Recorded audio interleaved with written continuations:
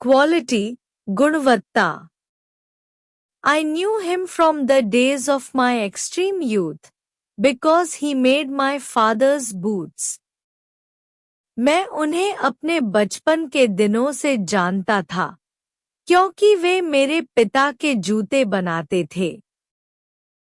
He lived with his elder brother in his shop, which was in a small by-street in a fashionable part of London. वह अपने बड़े भाई के साथ अपनी दुकान में रहते थे, जो लंदन के एक फैशनेबल हिस्से की एक छोटी गली में थी। The shop had certain quite distinction. दुकान में एक खास तरह की शांति और विशिष्टता थी। There was no sign upon it other than the name of Gessler Brothers. दुकान पर सिर्फ गेस्लर ब्रदर्स का नाम था और कुछ नहीं। And in the window, a few pairs of boots. और खिड़की में कुछ जोड़े जूते रखे हुए थे। He made only what was ordered, and what he made never failed to fit. वह केवल ऑर्डर पर जूते बनाते थे और उनके बनाए जूते हमेशा सही फिट होते थे। To make boots such boots as he made seemed to me then, and still seems to me, mysterious and wonderful. उनके बनाए जूते बनाना मुझे तब भी और अब भी रहस्यमय और अद्भुत लगता है। I remember well my shy remarks, one day, while stretching out to him my youthful foot. मुझे याद है, एक दिन मैंने झिझकते हुए उनसे अपने पैर आगे बढ़ाते हुए बात की। Isn't it awfully hard to do, Mr. Gessler? क्या यह करना बहुत कठिन नहीं है, mister Gessler? And his answer, given with sudden smile from out of the redness of his beard. और उनकी दाढ़ी की लालिमा से निकली एक मुस्कान के साथ उनका जवाब था, ID is an art. यह एक कला है। It was not possible to go to him very often. His boots lasted terribly, having something beyond the temporary, some essence of boot stitched into them. उनके पास बार-बार जाना संभव नहीं था। उनके जूते बहुत लंबे समय तक चलते थे।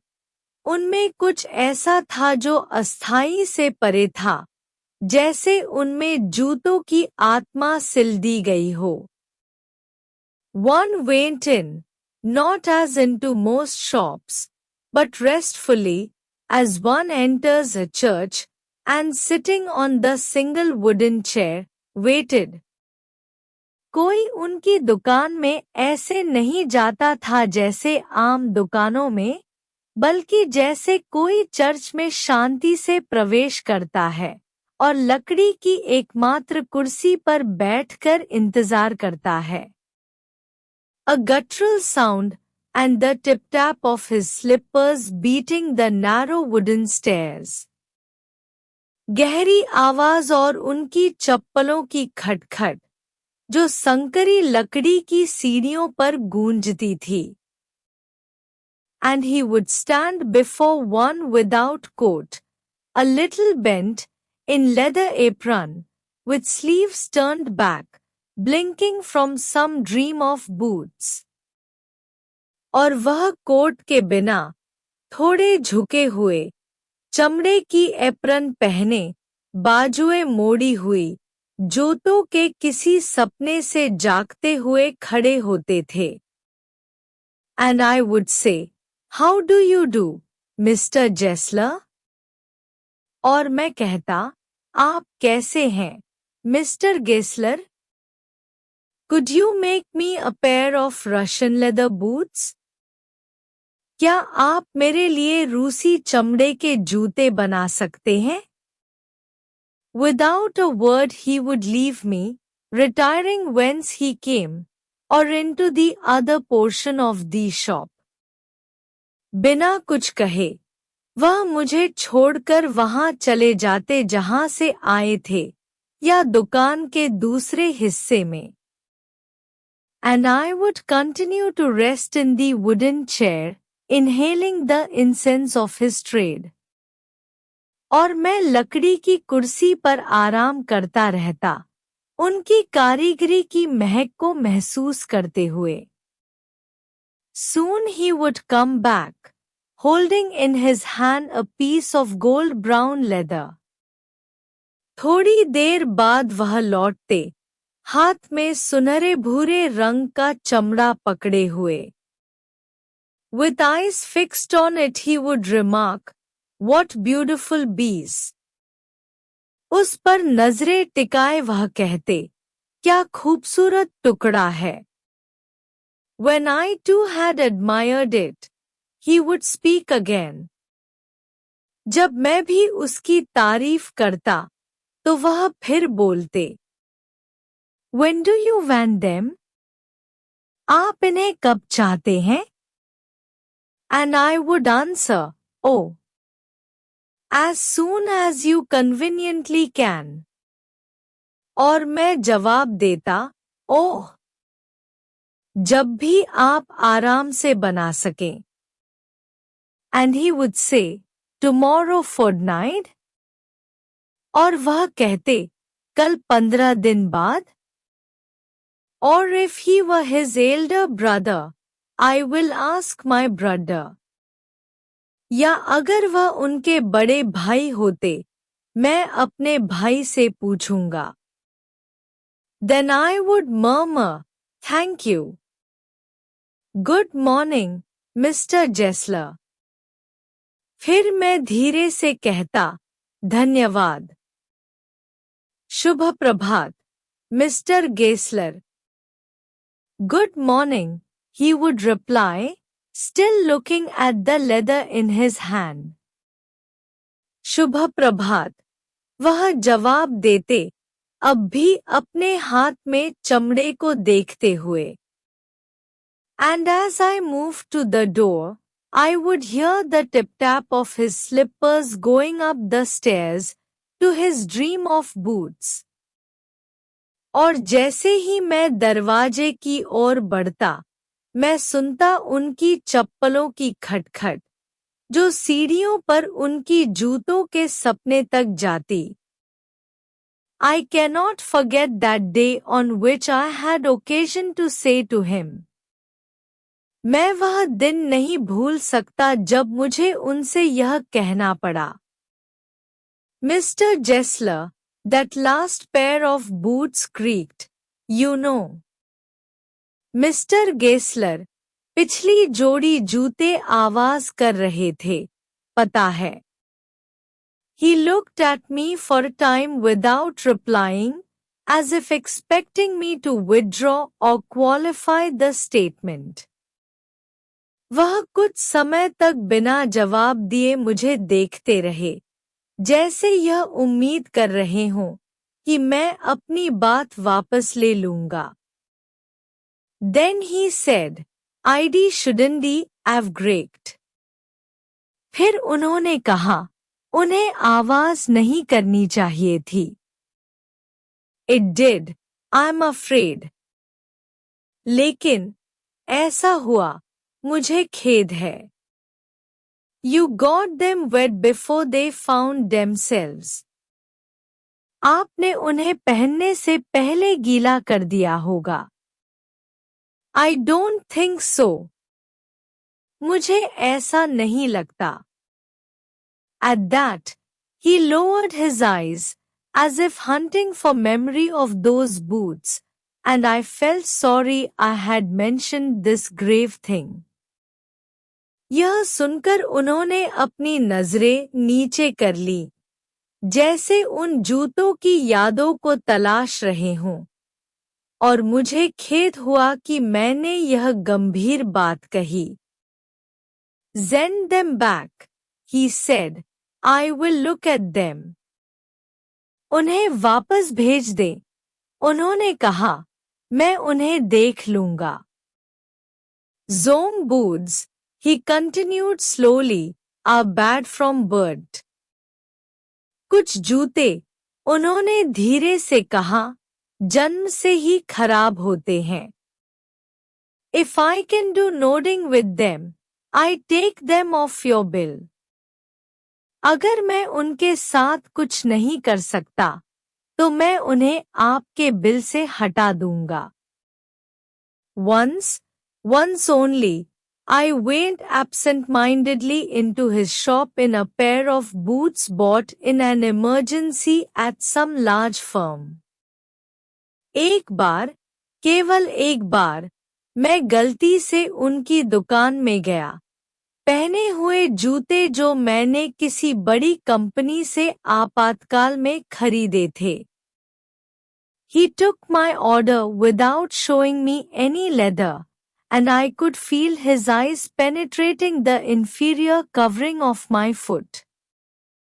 उन्होंने बिना कोई चमड़ा दिखाए मेरा ऑर्डर ले लिया, और मैं महसूस कर सकता था कि उनकी आंखें मेरे पैरों के सस्ते आवरण को भेद रही थी। At last, he said, "Those are not my boots."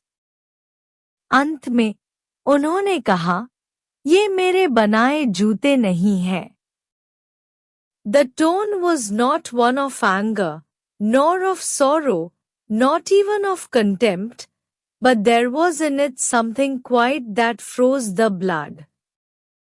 उनका लहजा न तो गुस्से का था, न दुख का, और न ही तिरस्कार का, लेकिन उसमें कुछ ऐसा शांत था जो खून जमा दे।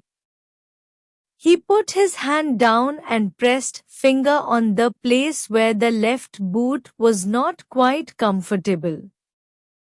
उन्होंने अपना हाथ नीचे किया और उस जगह पर उंगली रखी जहां बायां जूता आरामदायक नहीं था। "I'd urge you, dear," he said. "Those big worms have no self-respect." यहाँ आपको दर्द होता है, उन्होंने कहा। वे बड़ी कंपनियां अपनी इज्जत नहीं करती। And then, as if something had given way within him, he spoke long and bitterly. और फिर, जैसे कुछ टूट गया हो, उन्होंने लंबा और कड़वा भाषण दिया। They get ID all, he said. They get ID by advertisement, not by work. वे सब कुछ ले जाते हैं, उन्होंने कहा, वे विज्ञापन से सब ले लेते हैं, मेहनत से नहीं। They take ID away from us, who loaf our boots. वे हमसे यह छीन लेते हैं, जो अपने जूतों से प्यार करते हैं। It comes to this. Presently I have no work. Every year ID gets less. You will see. अब बात यहाँ तक आ गई है, जल्द ही मेरे पास काम नहीं रहेगा। हर साल काम कम होता जा रहा है। आप देखेंगे। And looking at his lined face, I saw things I had never noticed before, bitter things and bitter struggle. और उनके चेहरे की झुर्रियों को देखकर, मैंने ऐसी बातें देखी जो पहले कभी नहीं देखी थी, कड़वाहट और संघर्ष। And what a lot of grey hairs there seemed suddenly in his red beard. और उनकी लाल दाढ़ी में अचानक कितने ज्यादा सफेद बाल दिखने लगे थे। As best I could, I explained the circumstances of those illumined boots.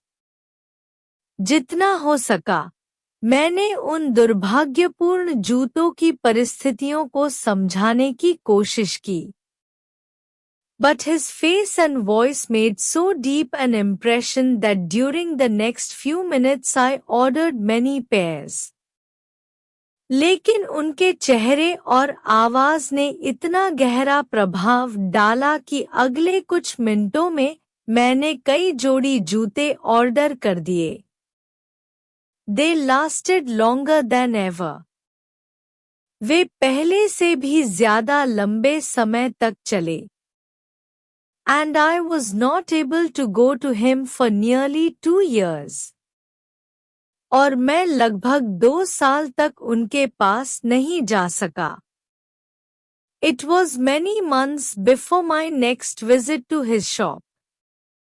उनकी दुकान पर मेरी अगली यात्रा में कई महीने लग गए। This time it appeared to be his elder brother, handling a piece of leather. इस बार ऐसा लग रहा था कि उनका बड़ा भाई चमड़े के एक टुकड़े को संभाल रहा था। Well, Mr. Gessler, I said, how are you? तो, मिस्टर गेस्लर, मैंने कहा, आप कैसे हैं? He came close and peered at me. I am pretty well, he said slowly. वह पास आए और मुझे गौर से देखा। मैं ठीक हूँ, उन्होंने धीरे से कहा। But my elder brother is dead. लेकिन मेरे बड़े भाई का निधन हो गया है। And I saw that it was indeed himself, but how aged and wan. और मैंने देखा कि यह वास्तव में वही थे, लेकिन कितने बूढ़े और कमजोर हो गए थे। And never before had I heard him mention his brother. और इससे पहले मैंने कभी उन्हें अपने भाई का जिक्र करते नहीं सुना था। Much shocked, I murmured, "Oh, I am sorry." मैं स्तब्ध होकर बुदबुदाया, ओह, मुझे बहुत अफसोस है। Yes, he answered, he was a good man, he made a good board. But he is dead. हाँ, उन्होंने जवाब दिया, वह एक अच्छे इंसान थे, उन्होंने अच्छे जूते बनाए। लेकिन अब वह नहीं रहे। And he touched the top of his head, where the hair had suddenly gone as thin as it had been on that of his poor brother, to indicate, I suppose, the cause of his death. और उन्होंने अपने सिर के ऊपर हाथ रखा, जहां बाल अचानक वैसे ही पतले हो गए थे जैसे उनके गरीब भाई के थे। शायद यह उनके निधन का कारण बताने के लिए था। Do you want any boots? क्या आप कोई जूते लेना चाहते हैं? And he held up the leather in his hand. Idy's a beautiful beast. और उन्होंने अपने हाथ में चमड़े को ऊपर उठाया। यह एक खूबसूरत टुकड़ा है। I ordered several pairs. It was very long before they came, but they were better than ever. मैंने कई जोड़ी ऑर्डर किए। उन्हें आने में काफी समय लगा, लेकिन वे पहले से भी बेहतर थे। One simply could not wear them out. And soon after that, I went abroad. उन्हें पहनकर खत्म करना नामुमकिन था। और उसके तुरंत बाद, मैं विदेश चला गया। It was over a year before I was again in London. 1 साल से अधिक समय बाद मैं फिर से लंदन आया। And the first shop I went to was my old friend's.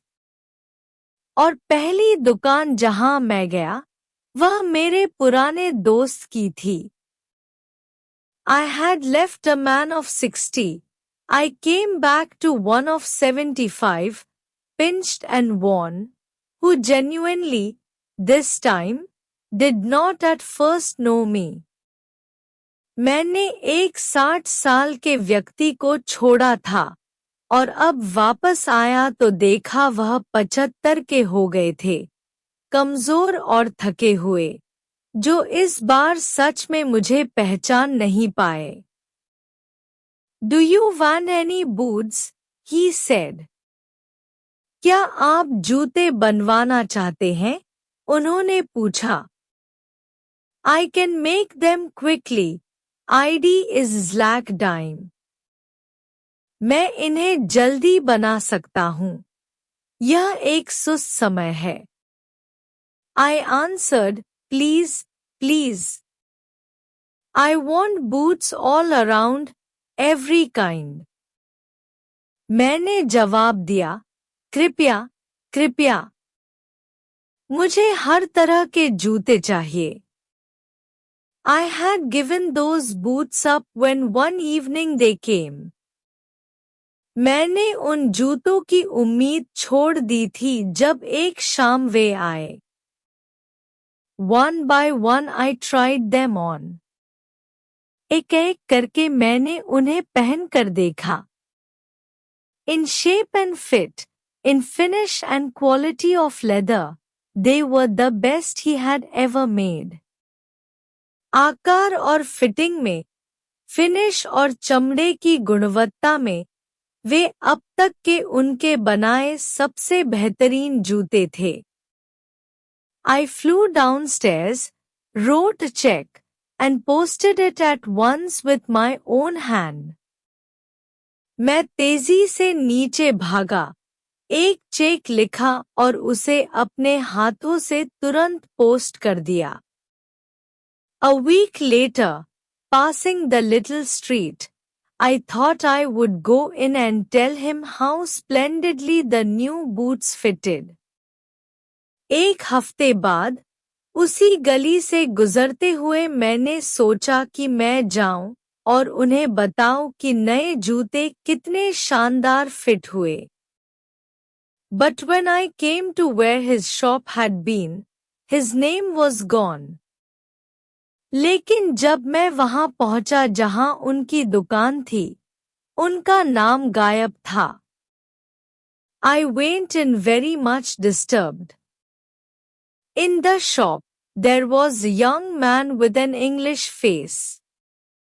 मैं काफी परेशान होकर अंदर गया। दुकान में एक युवा अंग्रेज चेहरा था। Mr. Gessler in? I said. क्या मिस्टर गेस्लर यहाँ है? मैंने पूछा। No, sir, he said. No, but we can attend to anything with pleasure. We've taken the shop over. नहीं, सर, उसने कहा। नहीं, लेकिन हम खुशी से आपकी मदद कर सकते हैं। हमने दुकान संभाल ली है। Yes, yes, I said, but Mr. Gessler? हाँ, हाँ, मैंने कहा, लेकिन mister Gessler? Oh, he answered, dead. Oh, उसने जवाब दिया, वह गुजर गए। Dead. But I only received these boots from him last Wednesday week. गुजर गए। लेकिन मैंने पिछले बुधवार ही उनसे ये जूते लिए थे। He said, poor old man starved himself. Slow starvation, the doctor called it. उसने कहा, बेचारे बूढ़े आदमी ने खुद को भूखा रखा।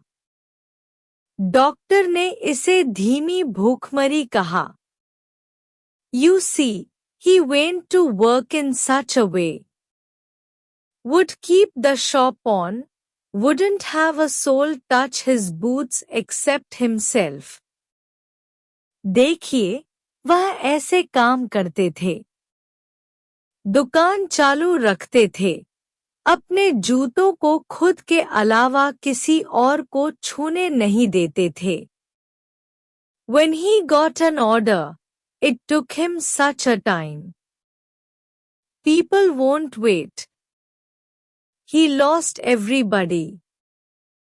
जब उन्हें ऑर्डर मिलता था, उसे पूरा करने में बहुत समय लगाते थे। लोग इंतजार नहीं करते थे। उन्होंने सबको खो दिया। And there he'd sit, going on and on. I will say that for him, not a man in London made better boot. और वह वहीं बैठकर लगातार काम करते रहते थे। मैं यह कहूंगा कि लंदन में उनसे बेहतर जूते कोई नहीं बनाता था। But look at the competition. He never advertised. Would have the best leather too, and do it all himself. लेकिन प्रतिस्पर्धा को देखिए। उन्होंने कभी विज्ञापन नहीं दिया। हमेशा सबसे अच्छा चमड़ा लेते थे और सब कुछ खुद ही करते थे। Well, there it is. What could you expect with his ideas? तो यही है। उनकी सोच के साथ और क्या उम्मीद की जा सकती थी? But starvation. लेकिन भूखमरी। That may be bit flowery, as the saying is, but I know myself he was sitting over his boots day and night, to the very last. शायद यह थोड़ा अतिशयोक्ति हो, जैसा लोग कहते हैं, लेकिन मैं जानता हूं कि वह दिन रात अपने जूतों पर काम करते थे, आखिरी समय तक। You see, I used to watch him. Never gave himself time to eat, never had penny in the house. देखिए, मैं उन्हें देखा करता था। उन्होंने कभी खाने का समय नहीं लिया। उनके पास घर में कभी एक पैसा नहीं होता था। All went in rent and leather. How he lived so long I don't know.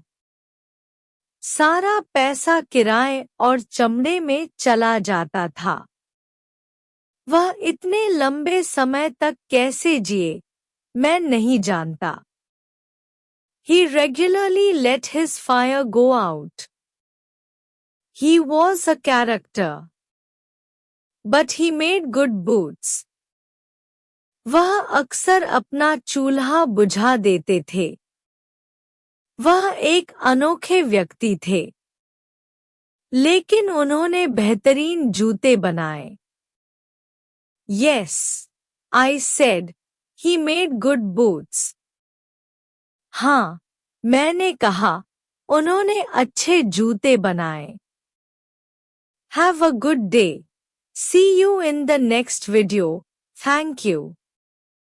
आपका दिन शुभ हो। मिलते हैं अगले वीडियो में। धन्यवाद।